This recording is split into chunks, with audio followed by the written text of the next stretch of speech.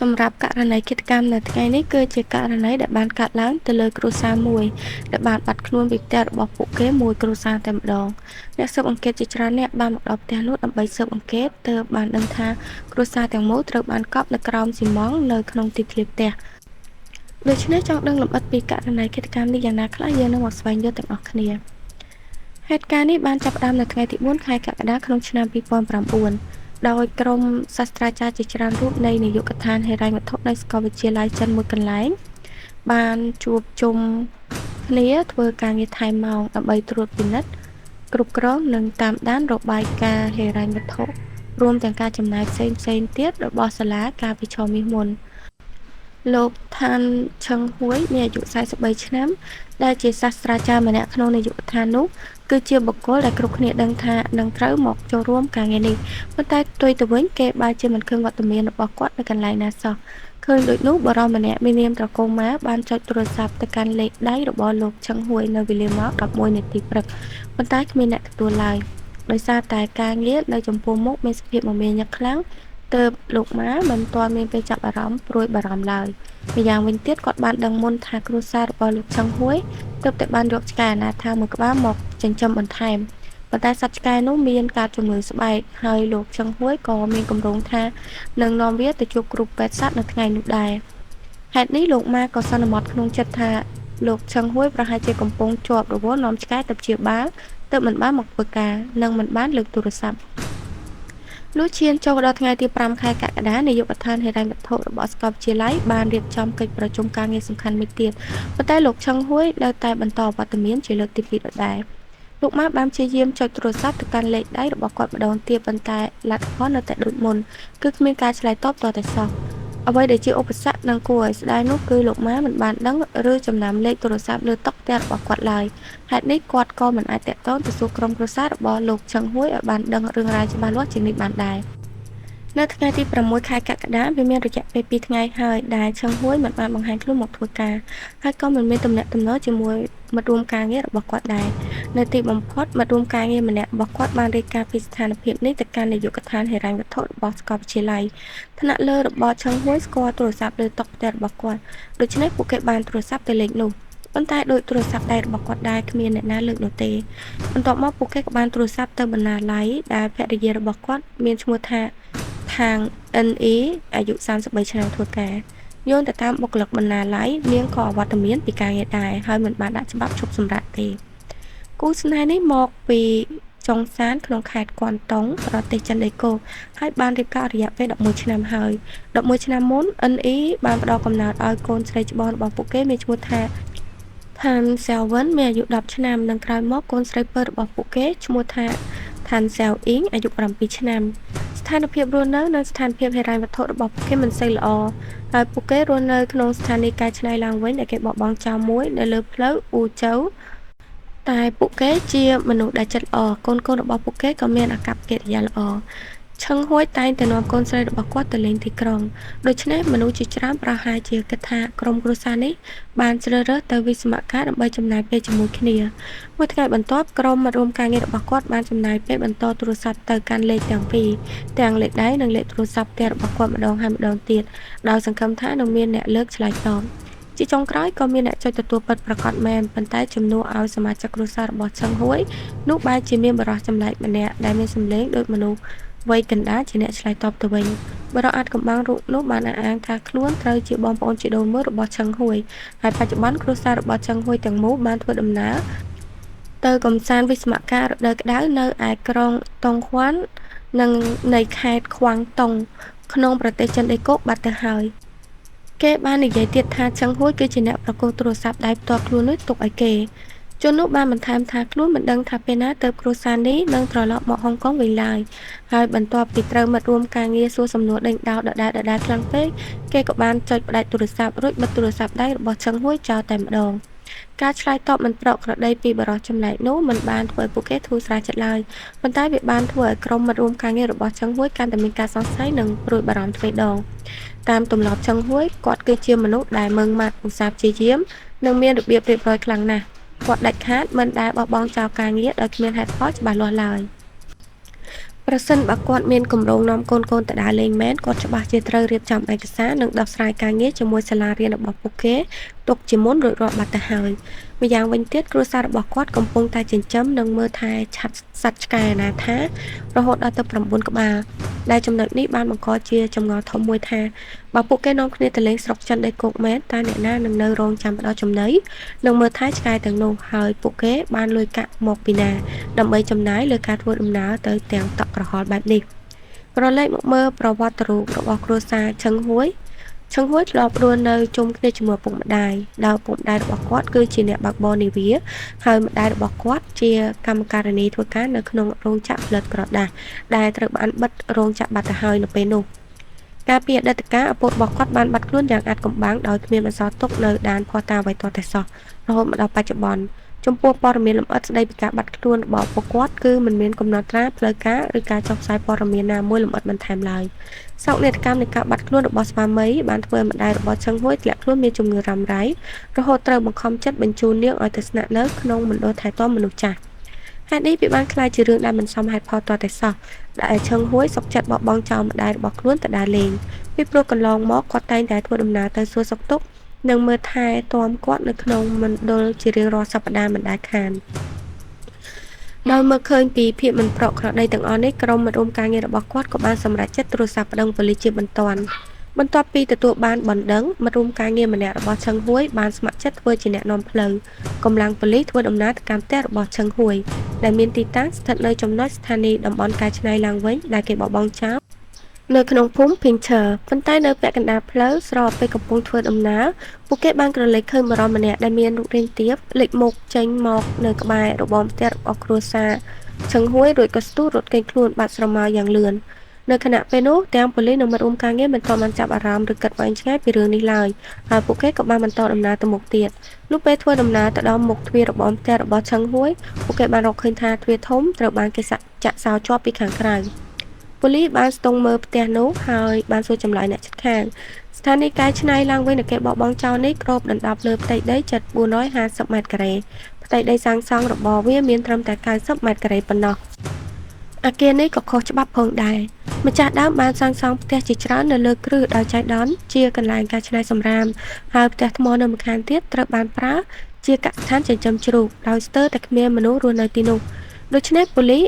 មានអ្នកជិតខាងតែម្នាក់គត់ដែលត្រូវសួរចម្លើយគឺជាស្ត្រីចំណាស់ម្នាក់ប្រកោខ្វាងដែលរស់នៅតែម្នាក់ឯងនៅម្ខាងផ្លូវបាននិយាយថាគាត់រស់នៅក្នុងតំបន់នោះយូរមកហើយគាត់ដឹងពីការវិភាគរបស់ពួកគេហើយនៅពេលរសៀលពួកគេតែងតែចំណាយពេលមើលថែសួនច្បាររបស់ពួកគេប៉ុន្តែក្រៅពីនេះគាត់មិនសូវដឹងច្រើនអំពីជីវិតផ្ទាល់ខ្លួនរបស់គ្រួសារនោះឡើយតាមសម្ដីគាត់បានឲ្យដឹងថាដោយសារតែផ្ទះនេះស្ថិតនៅក្នុងទីតាំងដាច់ស្រយាលគ្រួសាររបស់ឈឹងហួយមិនសូវមានសាច់ញាតិធ្វើដំណើរមកលេងច្រើនឡើយសាច់ញាតិតែម្នាក់គត់ដែលគាត់ធ្លាប់ស្គាល់គឺបងប្អូនជីដូនមួយរបស់ឈឹងហួយដែលមានត្រកូលស៊ីគាត់ក៏មិនបានដឹងព័ត៌មានលម្អិតច្រើនពីបុរសត្រកូលស៊ីនេះទេក្រៅពីធ្លាប់ឮប្រពន្ធរបស់ឈឹងហួយនិយាយប្រាប់ថាពូរបស់ឈឹងហួយរស់នៅក្នុងផ្ទះថ្មមួយខ្នងក្បែរនោះ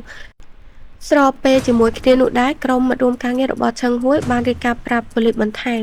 អំពីករណីដែលមានបរិសុទ្ធចម្លែកចុចទទួលទូរស័ព្ទនៅក្នុងផ្ទះហើយអះអាងថាខ្លួនជាបងប្អូនជីដូនមួយធ្វើឲ្យប៉ូលីសសន្និដ្ឋានថាបរិសុទ្ធចម្លែកនោះច្បាស់ជាបរិសុទ្ធត្រកូលស៊ីនេះឯងទោះបីជាលោកស្រីហួរមិនស្គាល់អាសយដ្ឋានច្បាស់លាស់របស់លោកស៊ីឬលេខទូរស័ព្ទរបស់ពូឈឹងហួយប៉ុន្តែគាត់បានផ្ដោតតម្រុយមួយថាគាត់បានលើសំឡេងស្រែកសុំជំនួយយ៉ាងខ្លាំងចេញពីក្នុងផ្ទះរបស់ឈឹងហួយកាលពីថ្ងៃទី5ខែកក្កដាតម្រុយនេះបានធ្វើឲ្យកម្លាំងប៉ូលីសសម្រេចចិត្តចល័តមន្ត្រីប៉ូលីសជាច្រើនរូបចុះធ្វើការស៊ើបអង្កេតនិងសាកសួរព័ត៌មានពីផ្ទះមួយទៅផ្ទះមួយនៅទូទាំងភូមិ Pincher ភ្លាមនៅថ្ងៃដដែលនោះក្រុមអ្នកស៊ើបអង្កេតបានតាមដានរកឃើញផ្ទះថ្មមួយកន្លែងដែលមានស្លាកលេខ75ស្ថិតនៅលើផ្លូវអ៊ូចៅបុរសដែលស្នាក់នៅក្នុងផ្ទះនោះគឺមានឈ្មោះថាស៊ីសឹងឈីមានអាយុ42ឆ្នាំហើយរូបគេបានទទួលស្គាល់ថាខ្លួនពិតជាបងប្អូនជីដូនមួយរបស់ឈឹងហួយពិតប្រាកដមែនគេបានឆ្លើយដោះសារថាខ្លួនតែងតែដើរទៅលេងផ្ទះរបស់ឈឹងហួយជាញឹកញាប់ដើម្បីជួយជួសជុលផ្ទះសម្បែងនិងជួយធ្វើការងារសួនច្បារនៅពេលប៉ូលីសសួរដេញដោលអំពីមូលហេតុនៃការទទួលទូរស័ព្ទគេបានព្យាយាមបង្កើតរឿងកុហកថាគ្រួសារឈឹងហួយបានធ្វើដំណើរទៅលេងស្រុកចិនស៊ីសឹងឈីបានកុហក ប្រាប់ប៉ូលីសថាកាលពីថ្ងៃទី5 ខែកក្កដាចង្ហួយបានធ្វើដំណើរទៅសួរសុខទុក្ខម្ដាយនៅមណ្ឌលថែទាំមនុស្សចាស់រួចក៏ត្រឡប់មកផ្ទះវិញនិងប្រាប់រូបគេថាមានគម្រោងនាំប្រពន្ធកូនទៅលេងក្រុងតុងខ្វាននៃប្រទេសចិនរយៈពេលពី3ថ្ងៃដោយសារតែបារម្ភថាថ្លៃសេវាទូរស័ព្ទឆ្លងប្រទេសពីហុងកុងទៅចិនដីគោកមានតម្លៃថ្លៃទើបចង្ហួយសម្រាប់ចាត់ផ្ញើទូរស័ព្ទដែលផ្ទាល់ខ្លួននេះទុកឲ្យរូបគេជួយកាន់រក្សាទុកជាបណ្ដោះអាសន្នរហូតទាល់តែត្រឡប់មកវិញចំណែកឯបរិររុករៀនទៀបដែលប៉ូលីសនិងមិត្តរួមការងារធ្លាប់បានក្រឡេកឃើញនោះគឺជារូបគេនឹងឯងដោយគេទៅតែដើរចេញទៅវិញបន្ទាប់ពីបានចូលទៅផ្ដល់ចំណីឲ្យវងសត្វឆ្កែនៅក្នុងផ្ទះនោះរួចរាល់សកម្មភាពរបស់សឹងឈីត្រូវបានគេសង្កេតដូចជាគាត់មិនមានបញ្ហាអ្វីបន្តិចសោះឡើយហើយមិនមានភាពស៊ីសង្វាក់គ្នាច្បាស់លាស់ជាមួយនឹងរឿងរ៉ាវរបស់គាត់ទេពួកគេបានសួរសឹងឈីថាតើគាត់មានសោផ្ទះគ្រួសារនេះដែរឬទេប៉ុន្តែគាត់បាននិយាយថាគាត់មិនមាននោះទេទោះជាពួកគេបានរកឃើញសឹងឈីក៏ដោយប៉ូលីសបានបន្តការស៊ើបអង្កេតពីផ្ទះមួយទៅផ្ទះមួយអ្នកភូមិមួយចំនួនបានប្រាប់ប៉ូលីសថា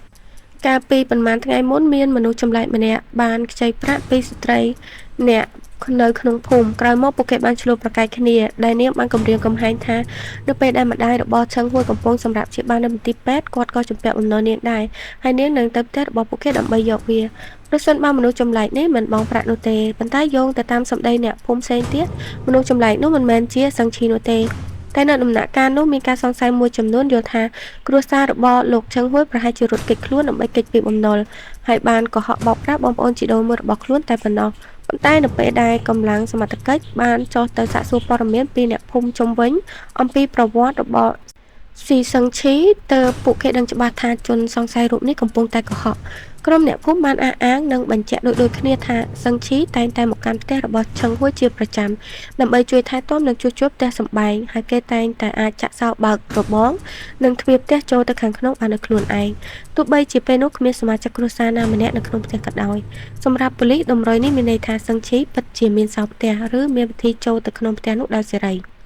តាមពិតទៅគេពិតជាមានសោនោះពិតមែនព្រោះអ្នកចិត្តខាងម្នាក់មានត្រកូលខ្វងធ្លាប់បានឃើញលោកឆឹងហួយប្រកូលសោចម្លងនោះឲ្យទៅសឹងឈីដោយផ្ទាល់ដៃបន្ទាប់ពីឆឹងហួយបានផ្លេចសោនោះនៅការិយាល័យសាកលវិទ្យាល័យហើយបានពឹងពាក់ឲ្យសឹងឈីជួយទៅយកឲ្យគាត់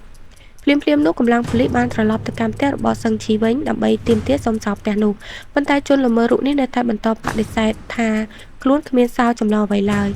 ដោយដោះសារថាសោដែលខ្លួនធ្លាប់បានប្រើសម្រាប់ដើរចូលមកជួសជុលផ្ទះកាលពីមុនគឺបានប្រកួតត្រឡប់ទៅឲ្យឆឹងហួយវិញអស់ហើយហេតុនេះខ្លួនមិនអាចមានសោចូលផ្ទះនោះបានទៀតទេនៅក្នុងការសួរដេញដោលលើកទី2នេះអាការៈរបស់សឹងឈីចាប់ផ្ដើមភ័យខុសពីការសួរលើកដំបូងគេបានព្យាយាមនិយាយកិច្ចវេះព័ត៌មានលម្អិតនិងចំណុចគន្លឹះសំខាន់គ្រប់បែបយ៉ា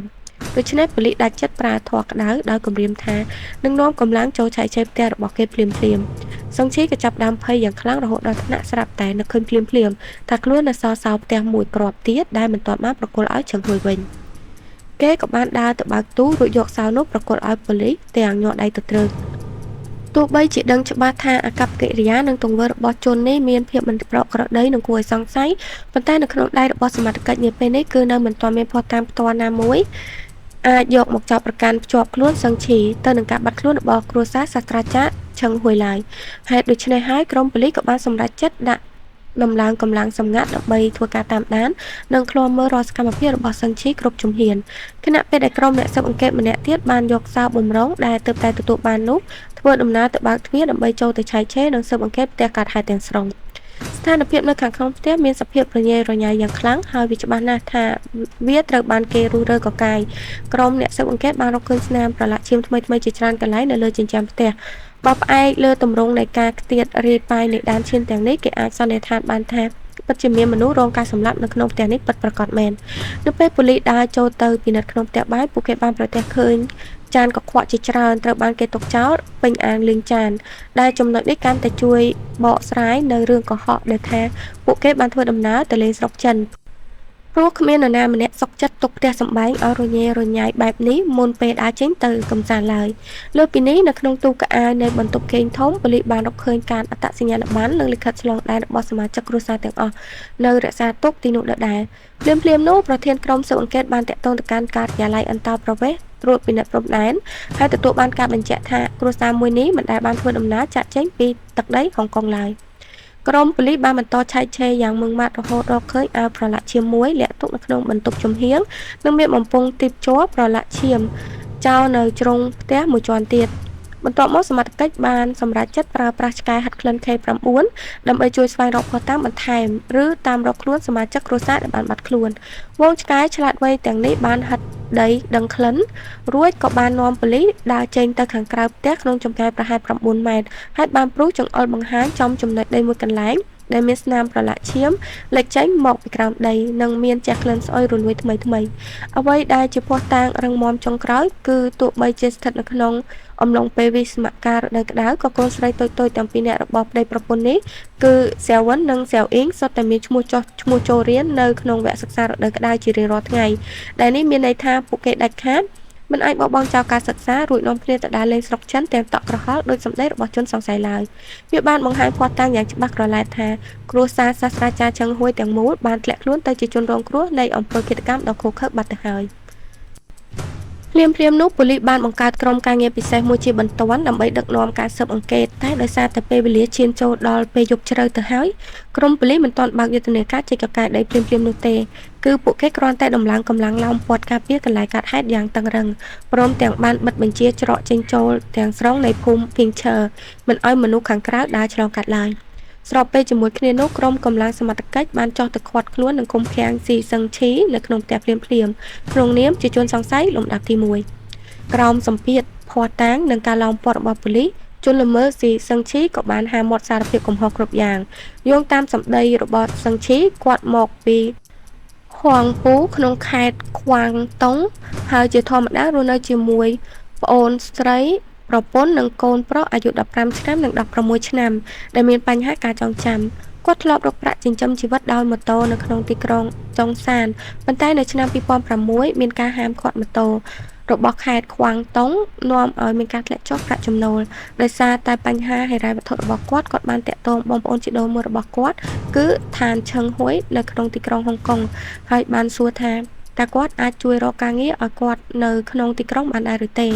កាលពីមុនឈឹងហួយធ្លាប់បានជួយរកការងារឲ្យបងប្អូនជីដូនមួយស៊ីសឹងឈីធ្វើការនៅក្នុងការដ្ឋានសំណង់មួយកន្លែងដែលទទួលបានប្រាក់ឈ្នួលប្រចាំថ្ងៃចំនួន$500ហុងកុងព្រមទាំងផ្ដល់ជូនថ្លៃអាហារនិងកន្លែងស្នាក់នៅឥតគិតថ្លៃទៀតផងប៉ុន្តែបន្ទាប់ពីធ្វើការបានកន្លះខែសឹងឈីបែរជាមិនពេញចិត្តនឹងប្រាក់ខែរបស់ខ្លួនឡើយព្រោះក្រោយពីដកកាត់កងថ្លៃសេវាផ្សេងពីក្រុមហ៊ុនគេទទួលបានលុយជាក់ស្ដែងត្រឹមតែ$220ហុងកុងប៉ុណ្ណោះក្នុងមួយថ្ងៃគេបានសម្រេចចិត្តបោះបង់ចោលការងារនោះភ្លាមដោយមិនបានជូនដំណឹងជាមុនរួចក៏បានធ្វើដំណើរត្រឡប់ទៅប្រទេសចិនវិញទាំងចិត្តខឹងលុះដល់ឆ្នាំ2007ផ្ទះកំណើតរបស់គេនៅស្រុកចិនត្រូវរងការខូចខាតយ៉ាងធ្ងន់ធ្ងរដោយសារតែវិបត្តិគ្រោះធម្មជាតិព្យុះទីហ្វុងដោយសារតែគ្មានប្រាក់គ្រប់គ្រាន់សម្រាប់ចំណាយលើការជួសជុលផ្ទះឡើងវិញគេក៏បានសម្រេចចិត្តធ្វើដំណើរមកកាន់ហុងកុងម្ដងទៀតដើម្បីសុំឲ្យឈឹងហួយជួយរកការងារឲ្យធ្វើសារជាថ្មីនៅក្នុងពេលនោះឈឹងហួយមិនទាន់អាចស្វែងរកការងារនិងកន្លែងស្នាក់នៅឲ្យសមរម្យឲ្យគេជួលបានឡើយគាត់ក៏បានស្នើផ្ដល់ប្រាក់ខែឲ្យសឹងឈីដោយផ្ទាល់ឲ្យតែគេព្រមមកជួយធ្វើការងារជួសជុលផ្ទះនិងមើលថែទាំសួនច្បារនៅផ្ទះរបស់គាត់សឹងឈីក៏បានយកព្រមទទួលយកការផ្ដល់ជូននេះភ្លាមក្រោមការព្រមព្រៀងនិងការរៀបចំនេះជារៀងរាល់2ខែម្ដងសឹងឈីតែងតែធ្វើដំណើរពីស្រុកចិន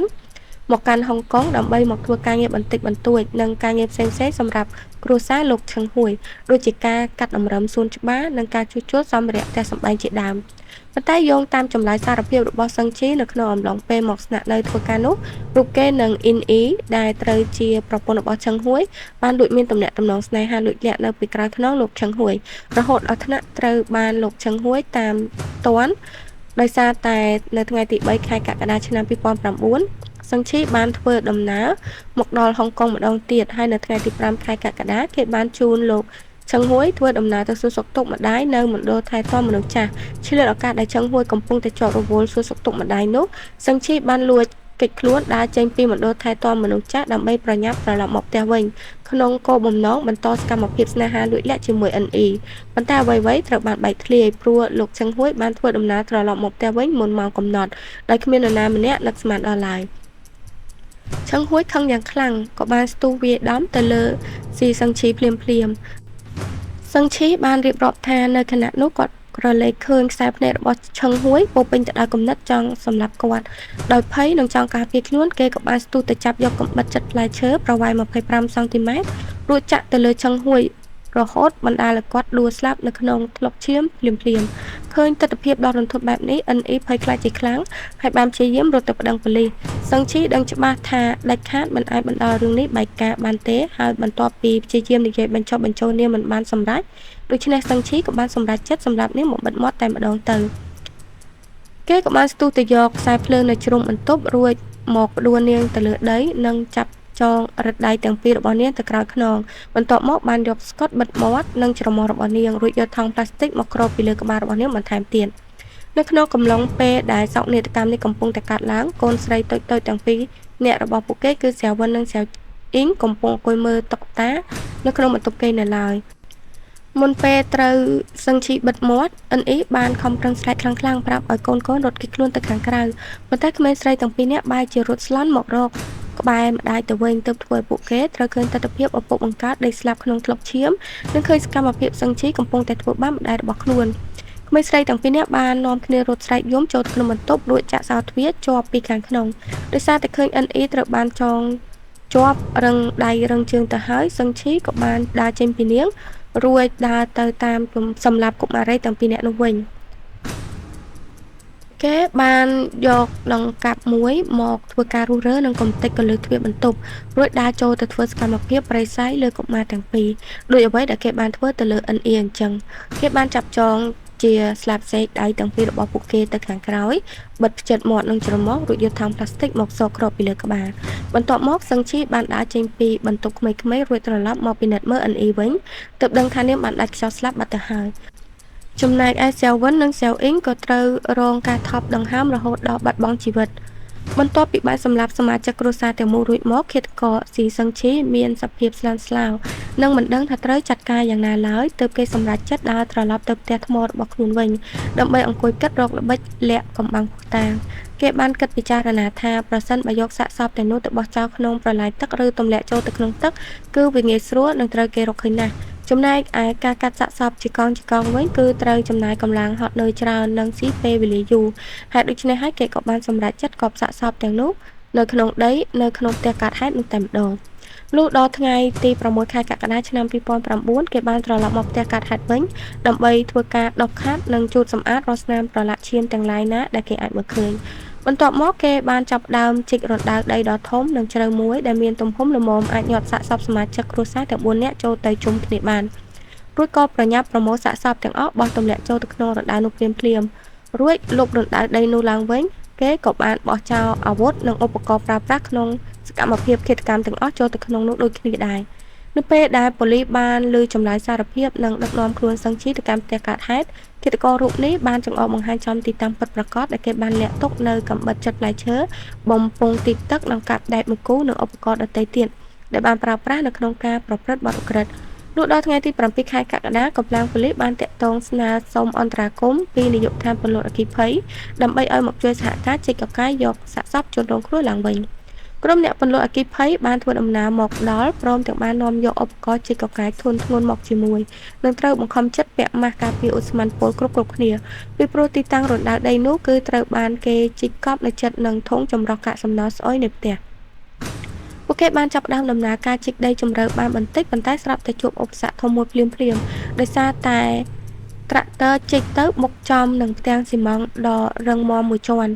ការពិតទៅសឹងឈីបានលាក់បាំងព័ត៌មានលម្អិតដ៏សំខាន់មួយនៅក្នុងចម្លើយសារភាពដំបូងរបស់គេ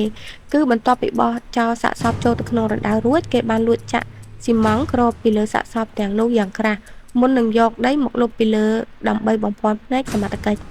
ក្រុមអ្នកពន្លត់អគ្គិភ័យមិនអាចប៉ាន់ស្មានដឹងពីកម្រាស់នៃផ្ទះបេតុងនោះឡើយហើយដោយសារតែវាបានស្ងួតរឹងកំព្រឹសទៅហើយឧបករណ៍រុករកធម្ម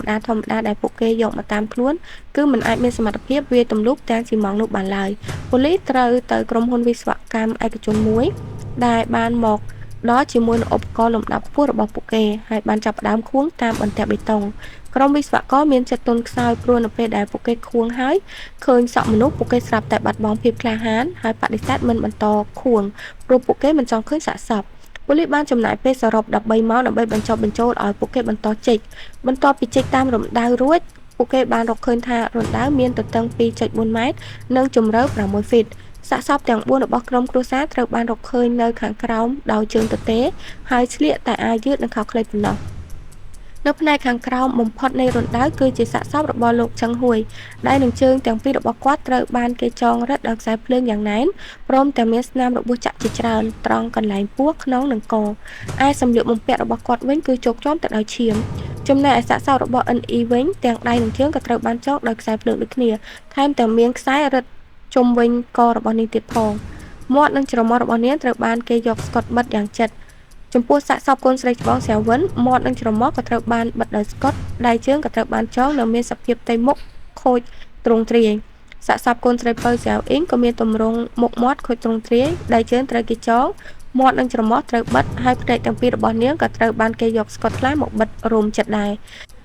អ្វីដែលគួររន្ធត់ចិត្តបំផុតនោះគឺនៅលើរាងកាយរបស់ NE កុមារីសែវិននិងសែវអ៊ីងគឺមិនមានស្នាមរបួសធ្ងន់ធ្ងររហូតដល់ដាច់ខ្យល់ស្លាប់ឡើយដែលកត្តានេះបានដឹកនាំឲ្យក្រុមប៉ូលីសកសោវិច័យសន្និដ្ឋានថាអ្នកទាំង3អាចត្រូវបានឃាតករចាប់ចងបិទមាត់រួចយកទៅកប់ទាំងរស់នៅក្នុងរណ្ដៅដីនោះ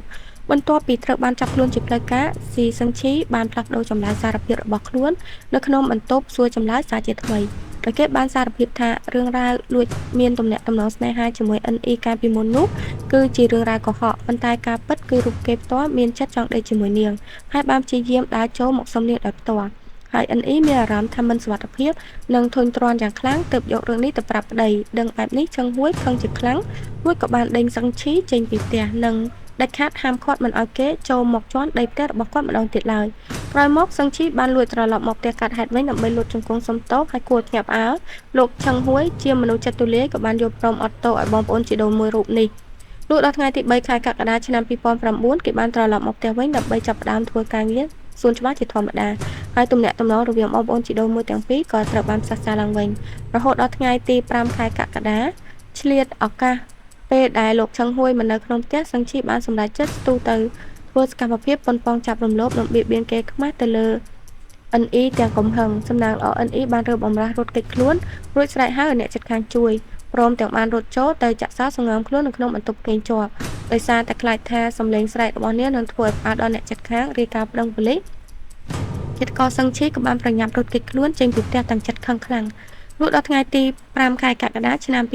2009ឃាតករស៊ីសឹងឈីបានឆ្លៀតឱកាសរងចាំឲ្យលោកឆឹងហួយធ្វើដំណើរទៅសួរសុខទុក្ខម្ដាយនៅឯមណ្ឌលថែទាំមនុស្សចាស់ដើម្បីលបចូលទៅក្នុងផ្ទះនោះម្ដងទៀតដោយគេបានដោះសារថាខ្លួនគ្រាន់តែចង់សុំទោសជាលើកទី2ប៉ុណ្ណោះតែឆឹងហួយមានការព្រួយបារម្ភនិងសង្ស័យជាមុនថារឿងនេះនឹងអាចកើតឡើងគាត់ក៏បានប្រញាប់ត្រឡប់មកផ្ទះវិញមុនម៉ោងកំណត់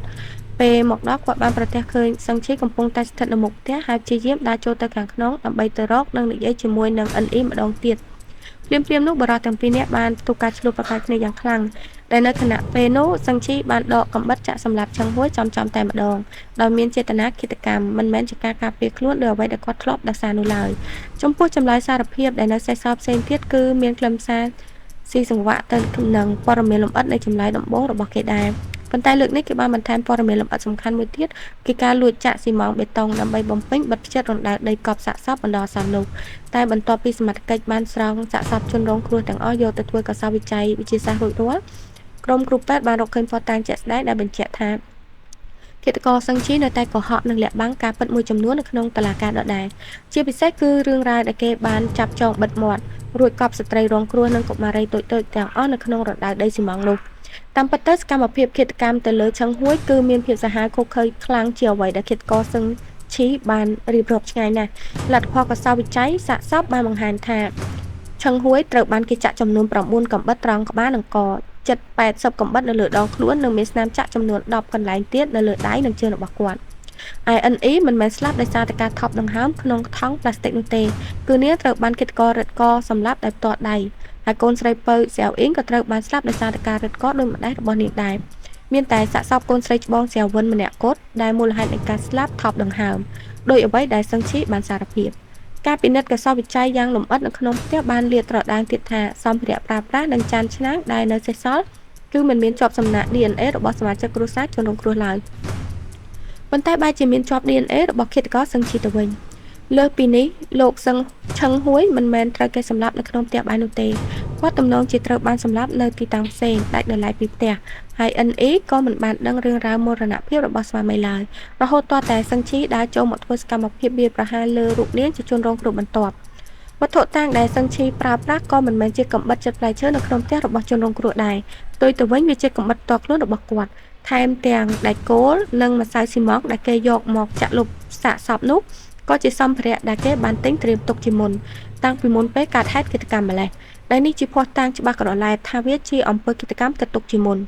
តាមរយៈការបើកការស្រាវជ្រាវស៊ីជម្រៅបន្ថែមទៀតក្រុមប៉ូលីសបានរកឃើញតម្រុយចុងក្រោយគឺកាតធនាគាររបស់ NE ត្រូវបានគេយកទៅប្រើប្រាស់នៅឯទូ ATM ជាច្រើនលើកបន្ទាប់ពីពេលដែលនាងបានស្លាប់បាត់បង់ជីវិតតែឃាតករមិនអាចលួចដកប្រាក់ចេញបានឡើយដោយសារតែការព្យាយាមវាយបញ្ចូលលេខសម្ងាត់ខុសម្ដងហើយម្ដងទៀតរហូតដល់កាតគាំងភស្តុតាងនៃការបាត់បង់សាច់ប្រាក់សុទ្ធនិងការធនាគារទាំងអស់របស់ជនរងគ្រោះអាចឲ្យប៉ូលីសសន្និដ្ឋានបានថាមូលហេតុពិតប្រាកដនៃសោកនាដកម្មសម្លាប់បំបិតមាត់មួយគ្រួសារនេះគឺកើតឡើងចេញពីអំពើប្លន់សម្លាប់ដែលត្រូវបានឃាតករស៊ីសឹងឈីគ្រោងផែនការយ៉ាងលម្អិតទុកជាមុនដោយទម្លាប់ចាស់ដដែលឲ្យតែពេលណាដែលប៉ូលីសដេញដោលរកឃើញចំណុចមិនស៊ីសង្វាក់គ្នានៅក្នុងសាច់រឿងរបស់គេឃាតករស៊ីសឹងឈីនឹងផ្លាស់ប្ដូរនិងបង្កើតរឿងរ៉ាវថ្មីមួយមកដោះសារភ្លាមៗយោងតាមការសារភាពចុងក្រោយបង្អស់គេបានរៀបរាប់ថាផ្ទះកំណើតរបស់គេនៅស្រុកចិនត្រូវការប្រាក់ជួសជុលជាបន្ទាន់ម្យ៉ាងវិញទៀតកូនទាំងពីរនាក់របស់គេក៏កំពុងតែសិក្សាដែលតម្រូវឲ្យគេត្រូវស្វែងរកប្រាក់សុទ្ធចំនួន$100,000ហុងកុងជាប្រញាប់ដោយសារតែគេមានចរិតលក្ខណៈមិនល្អគេមិនត្រូវបានអ្នកស្រុកភូមិចូលចិត្តឡើយហេតុនេះបើទោះបីជាដើរសុំទៅខ្ចីប្រាក់ពីអ្នកដទៃក៏ច្បាស់ជាត្រូវគេបដិសេធចំណែកឯការធ្វើដំណើរមកធ្វើការងារបន្តិចបន្តួចនៅហុងកុងកន្លងមកក៏មិនអាចរកលុយបានច្រើនឡើយទើបគេសម្រេចចិត្តងាកមកពឹងពាក់សុំជំនួយហិរញ្ញវត្ថុពីឈឹងហួយនៅក្នុងខួរក្បាលរបស់សឹងឈីតែងតែមានគំនិតគុំគួននិងយកឃើញអគតិតែម្នាក់ឯងថាឈឹងហួយគឺជាមនុស្សកំណាញ់ស្វិតម្នាក់ដែលមានទ្រព្យសម្បត្តិច្រើនសន្ធឹកសន្ធាប់ជាងគេហើយមូលហេតុដែលគេទទួលបានប្រាក់ឈ្នួលទាបកាលពីមុនគឺដោយសារតែប្តីប្រពន្ធជនរងគ្រោះបានសំគំនិតគ្នាកេងប្រវ័ញ្ចនិងប្រើប្រាស់រូបគេឲ្យថ្លៃកម្លាំងពលកម្មថោកហេតុដូច្នេះហើយនៅថ្ងៃទី3ខែកក្កដាឆ្នាំ2009សឹងឈីបានលួចធ្វើដំណើរមកកាន់ហុងកុងតែម្នាក់ឯងដោយសម្ងាត់ដោយមិនបានប្រាប់ឲ្យសមាជិកគ្រួសារឬនរណាម្នាក់ដឹងឡើយគេបានលបលាក់ខ្លួនរងចាំរហូតដល់ថ្ងៃទី5ខែកក្កដាដែលជាថ្ងៃសម្រាប់ចុងសប្តាហ៍ដែលប្តីប្រពន្ធជនរងគ្រោះមិនបាច់ចេញទៅធ្វើការងារខាងក្រៅគេបានលាក់ទុកកំបិតចិត្តផ្លែឈើមួយដើមជាប់នឹងខ្លួនរួចដើរទៅគូសទ្វារផ្ទះកើតហេតុនៅពេលដែលលោកឈឹងហួយមិនទាន់ត្រឡប់មកពីមណ្ឌលថែទាំមនុស្សចាស់នៅឡើយទេដើម្បីអង្គុយនិយាយគ្នាជាមួយ NE លុះពេលលោកឈឹងហួយធ្វើដំណើរត្រឡប់មកដល់ផ្ទះវិញនិងបានឃើញវត្តមានរបស់សឹងឈីគាត់ក៏មិនបានដឹងខ្លួនពីគ្រោះថ្នាក់ឡើយដោយបានប្រាប់ឲ្យ NE ដើរចូលទៅក្នុងផ្ទះបាយដើម្បីធ្វើម្ហូបអាហារសម្រាប់ទទួលភ្ញៀវខណៈពេលដែលបរិសុទ្ធទាំងពីរនាក់អង្គុយជជែកគ្នាភ្លាមនោះនៅពេលដែល NE ដើរចេញផុតទៅផ្ទះបាយសឹងឈីក៏បានហាមាត់សុំខ្ចីប្រាក់ចំនួន$100,000ហុងកុងភ្លាមលោកឈឹងហួយបានបដិសេធសំណើនេះព្រោះទោះបីជាគាត់មានប្រាក់សន្សំខ្លះពិតមែនក៏គាត់ត្រូវត្រៀមទុកចំណាយលើការព្យាបាលជំងឺរ៉ាំរ៉ៃរបស់ម្ដាយបង្កើតនៅមណ្ឌលថែទាំនិងត្រូវទុកសម្រាប់ថ្លៃសិក្សារបស់កូនស្រីតូចៗទាំងពីរនាក់ដែរប៉ុន្តែឃាតករសឹងឈីដាច់ខាតមិនព្រមជឿសម្ដីដោះសាររបស់ឈឹងហួយឡើយគេបានងាកមកស្រែកកំហកនិងចោទប្រកាន់ឈឹងហួយចំថានេះគ្រាន់តែជាលេសដែលគាត់ប្រើព្រោះមិនចោលគាត់ខ្ចីលុយតែប៉ុណ្ណោះលោកឈឹងហួយខឹងយ៉ាងខ្លាំងចំពោះការចោទប្រកាន់នេះហើយនៅពេលឃើញសឹងឈីនៅតែបន្តលោឡាស្រែកជេរមិនឈប់គាត់ក៏បានបញ្ជាឲ្យជននេះដើរចេញពីផ្ទះរបស់គាត់ភ្លាមនៅខណៈពេលដែលឈឹងហួយបែរខ្នងរៀបនឹងដើរចេញឃាតករស៊ីសឹងឈីបានស្ទុះមកពីក្រោយយកដៃខ្ទប់មាត់របស់ឈឹងហួយយ៉ាងណែនមិនឲ្យស្រែករួចដកកំបិតចាក់វាប្រហារពីក្រោយខ្នងយ៉ាងឃោរឃៅបំផុតបន្ទាប់ពីបានចាក់សម្លាប់ឈឹងហួយរួចមកឃាតករស៊ីសឹងឈីបានចាប់បង្ខំចង NE ដែលកំពុងតែភ័យតក់ស្លុតព្រមទាំងចាប់ចងកុមារីសៀវិននិងសៀអ៊ីងទុកចោលគេបានដើរកកកកាយកំទេចបំផ្លាញសម្ភារៈពេញផ្ទះដើម្បីស្វែងរកលុយកាក់និងការធនាគាររួចស្រែកគំរាមកំហកបង្ខំឲ្យ NE ប្រាប់លេខកូដសម្ងាត់ NE បានប្រាប់លេខកូដសម្ងាត់คล้ายៗទៅឲ្យគេប៉ុន្តែនៅពេលនោះសឹងឈីមិនទាន់ដឹងខ្លួនថាត្រូវបានគេបោកប្រាស់នៅឡើយនៅក្នុងបន្ទប់សួរចម្លើយសឹងឈីនៅតែបន្តកុហកប៉ូលីសអំពីរឿងរឹតកដោយគេនៅតែកុហកថាខ្លួនបានសម្លាប់ម្ដាយនិងកូនស្រីទាំងនោះដោយគ្រាន់តែយកស្កុតមកបិទមាត់និងច្រមុះ ព្រមទាំងយកថង់ប្លាស្ទិកមកសកគ្របពីលើក្បាលតែប៉ុណ្ណោះតាមពិតទៅនៅថ្ងៃកើតហេតុបន្ទាប់ពីចោមពួកគេរួចសឹងឈីបានដើរចេញពីផ្ទះសម្ដៅទៅកាន់ទូ ATM ដែលនៅជិតបំផុតទើបដឹងខ្លួនថាត្រូវបានគេបោកប្រាស់នៅពេលដែលវាបញ្ចូលលេខកូដសម្ងាត់ខុសហើយមិនដំណើរការគេបានធ្វើដំណើរត្រឡប់មកផ្ទះវិញទាំងចិត្តខឹងយ៉ាងខ្លាំងហើយក៏បានឃើញថានៅក្នុងអំឡុងពេលដែលគេមិននៅផ្ទះនោះជនរងគ្រោះទាំងអស់បានដាច់ដង្ហើមស្លាប់បាត់ទៅហើយនៅពេលដើរចូលមកដល់ក្នុងផ្ទះសឹងឈីបានក្រឡេកឃើញម្ហូបអាហារដែលNEបានរៀបចំទុកមុនពេលស្លាប់គេក៏បានសម្រេចចិត្តអង្គុយញ៉ាំអាហារទាំងនោះយ៉ាងរំភើយនៅក្បែរសាកសពទាំង4នាក់ពួកក្បាលរបស់គេកំពុងតែគិតរកល្បិចកលដើម្បីបោះចោលនិងលាក់បាំងសាកសពបន្ទាប់ពីបានលួចប្រមូលប្រាក់សុទ្ធចំនួន$6,000ហុងកុងចេញពីខ្លួនរបស់លោកឆឹងហួយរួចរាល់គេក៏បានអូសសាកសពទាំងអស់និងសម្ភារៈពាក់ព័ន្ធយកទៅបោះញាត់ចូលទៅក្នុងរណ្ដៅដីតូចមួយរួចលុបដីពីលើរួចក៏ដើរចេញទៅដេកសម្រាកនៅក្នុងផ្ទះកើតហេតុនោះបណ្ដោះអាសន្នលុះដល់ព្រឹកព្រលឹមឡើងគេបានភ្ញាក់ពីដំណេកហើយដឹងខ្លួនថាសាកសពទាំងនោះច្បាស់ជាត្រូវគេរកឃើញជាមិនខានដោយសារតែវាចាប់ផ្ដើមមានជះក្លិនស្អុយរលួយភាចេញមកក្រៅដីហេតុនេះគេក៏បានដើរចេញទៅក្រៅដើម្បីទិញម្សៅស៊ីម៉ង់នៅហាងលក់សម្ភារៈសំណង់រួចត្រឡប់មកផ្ទះវិញដើម្បីចេញកកាយរណ្ដៅដីចាស់នោះឡើងវិញរួចចាក់បេតុងគ្របពីលើសាកសពយ៉ាងក្រាស់រួចយកដីមកលុបពីលើដើម្បីបន្លំភ្នែកសមត្ថកិច្ចបន្ទាប់ពីរៀបចំរួចរាល់គេបានសម្រេចចិត្តបន្តស្នាក់នៅក្នុងផ្ទះកើតហេតុនោះអស់រយៈពេល 2-3 ថ្ងៃដើម្បីរងចាំឆ្លើយរាល់ការហៅទូរស័ព្ទចូលមកកាន់លេខទាំងលេខដៃនិងលេខផ្ទះរបស់ចឹងហួយដោយព្យាយាមបង្កើតសាច់រឿងកុហកប្រាប់គេឯងថាគ្រួសារនេះបានពឹងពាក់ឲ្យគេជួយស្នាក់នៅមើលថែទាំផ្ទះសម្បែងខណៈពេលដែលពួកគេនាំគ្នាធ្វើដំណើរទៅលេងកម្សាន្តវិស្មការសឹងឈីបានលួចរអ៊ូប្រាប់ប៉ូលីសថាគេមិននឹកស្មានសោះថាបិចកលបន្លំភ្នែកដ៏ល្អឥតខ្ចោះរបស់គេបែរជាត្រូវប៉ូលីសតាមទាន់និងលាតត្រដាងការពិតឡើងវិញបានលឿនរហ័សបែបនេះសោះសឹងឈីនៅតែបន្តភូតកុហកលាក់បាំងព័ត៌មានលម្អិតជាច្រើនដូចជារឿងដែលគេបានលួចទៅទិញម្សៅស៊ីម៉ងត្រៀមទុកជាមុនតាំងពីមុនពេលឃាតកម្មនិងមូលហេតុពិតនៃការស្លាប់ដោយការរឹតកោទៅលើខ្លួនរបស់NEនិងកុមារីសៅអ៊ីងប៉ុន្តែក្រុមប៉ូលីសស៊ើបអង្កេតបានសម្រេចចិត្តឈប់ខ្វល់ខ្វាយឈប់ចំណាយពេលដេញដោលដើម្បីចង់បានចម្លើយសារភាពពីមាត់របស់ឃាតកររូបនេះទៀតហើយពីព្រោះនៅក្នុងដៃសមត្ថកិច្ចគឺមានភស្តុតាងវិទ្យាសាស្ត្រនិងដានកសោបច្ច័យគ្រប់គ្រាន់ដើម្បីបន្តនីតិវិធីចោទប្រកាន់និងផ្ដន្ទាទោសប្រហារជីវិតឬជាប់គុកអស់មួយជីវិតលើខ្លួនជនល្មើសរូបនេះដំណើរការក្តីត្រូវបានបើកសវនាការជំនុំជម្រះនៅឯតុលាការជាន់ខ្ពស់ហុងកុងកាលពីថ្ងៃទី28ខែតុលាឆ្នាំ2010នៅក្នុងសវនាការនោះឃាតករស៊ីសឹងឈីបានក្រឡាស់សម្ដីដោយបដិសេធមិនព្រមទទួលខុសត្រូវឡើយថែមទាំងបានឆ្លើយតបថាខ្លួនគ្មានទោសអ្វីទាំងអស់គេបានព្យាយាមទាញយកសាច់រឿងចាស់មកដោះសារវិញគឺរឿងរ៉ាវលួចមានទំនាក់ទំនងស្នេហាជាមួយNEថាគឺជារឿងពិតហើយការដែលខ្លួនដកកំបិតចាក់សម្រាប់លោកឆឹងហួយគឺគ្រាន់តែជាទង្វើដើម្បីការពារខ្លួនតែប៉ុណ្ណោះចំណែកឯមរណភាពរបស់NE កុមារីសាវ៉ាន់និងសាវអ៊ីងវិញគឺសុទ្ធតែជារឿងគ្រោះថ្នាក់ដែលបានកើតឡើងដោយអចេតនាជនល្មើសរូបនេះបានទម្លាក់កំហុសទៅលើសមត្ថកិច្ចដោយអះអាងថាការដែលខ្លួនព្រមសារភាពបានធ្វើសកម្មភាពចម្រិតទារប្រាក់និងរៀបចំផែនការប្លន់សម្រាប់គ្រួសារនេះពីមុនមកគឺដោយសារតែរងការវាយដំនិងធ្វើទារុណកម្មយ៉ាងព្រៃផ្សៃពីសំណាក់ប៉ូលីសដែលពួកគេបានប្រើវិធីច្របាច់កនិងយកថង់ប្លាស្ទិកមកគ្របក្បាលបង្ខំឲ្យគាត់ថប់ដង្ហើមរហូតទាល់តែខ្លួនទ្រាំលែងបានទើបព្រមឆ្លើយយល់ស្របតាមអ្វីដែលប៉ូលីសចង់បានតែប៉ុណ្ណោះតែទោះបីជាជនល្មើសខំប្រឹងប្រឌិតរឿងដោះសារយ៉ាងណាក៏ដោយក៏មិនអាចបោកប្រាស់ភស្តុតាងវិទ្យាសាស្ត្របានឡើយលុះដល់ថ្ងៃទី23ខែវិច្ឆិកាឆ្នាំ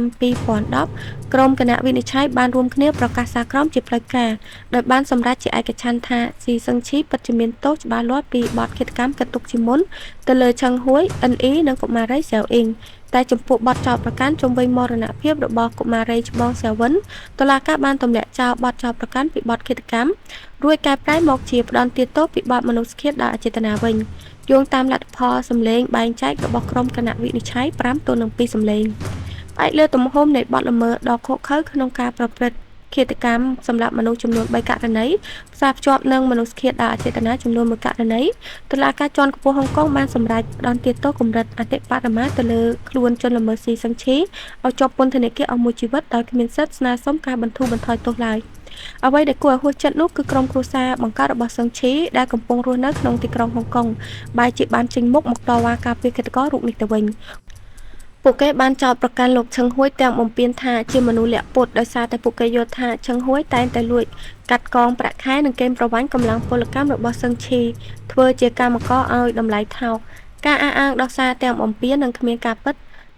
របស់គ្រួសារឃាតករបានធ្វើឲ្យក្រុមអ្នកជិតខាងនិងប្រជាពលរដ្ឋរស់នៅក្នុងភូមិពីងឈើខឹងយ៉ាងខ្លាំងដើម្បីគេចវេះពីសម្ពាធនិងការរិះគន់ពីសំណាក់មហាជនក្រុមគ្រួសាររបស់សឹងឈីក៏ត្រូវបង្ខំចិត្តវិច្ចបង្វិចផ្លាស់ប្ដូរទីលំនៅរត់ភៀសខ្លួនទៅរស់នៅប្រទេសចិនដីគោកវិញ។